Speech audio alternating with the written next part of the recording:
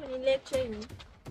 Adúgbò fọlọ́run kejì mo ti fẹ́ sọ̀rọ̀ yìí ṣé aṣọ méjì náà ló ní because àtijọ́ tí mo ti pàdé àtàtijọ́ máa rí tí mo ti rẹ̀ aṣọ méjì nìkan ni mo ti máa ń wọ̀ láì ṣe mọ́mí ò ní láti fi ọjà bí ló ṣẹlẹ̀ ṣé omi ni mi náà rẹ̀ jù.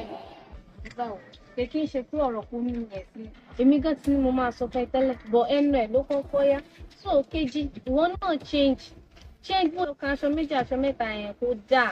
Mo ní lè ṣe àbí ṣe kan mi bẹ́ẹ̀. Daddy, just the ordinary 5,000 naira lè fún mi.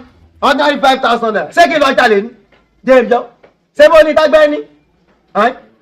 Kí ló tó lè máa fi ṣe ìkátágbẹ́ ṣe tó fi rówó? Àbí ẹgbẹ́ rẹ mélòó o mọ iye ẹgbẹ́ rẹ tó wà ní iléèwé tí wọ́n sì fi kíní ìṣiṣẹ́ tó fi rówó? Àbórí ẹja máa gbá etí ẹ̀. Is it how to dress? I told you, she not be wrong with us. Kata. Oga, me I don't follow you guys. I know people follow you guys. This girl is not ready. I told you earlier. She's not ready at all. Very ugly. Anyways, I don't think I can follow you guys. Bọ̀dá mi, ẹ ti ọkọjú sí mi náà kí màá fi ń ti ẹjọ́ sọ̀rọ̀. Yóò ti bọ̀. Ó tún dijọ́ mi.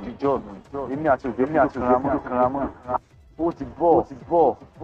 Ṣé tí mo wí fún ọ kíá.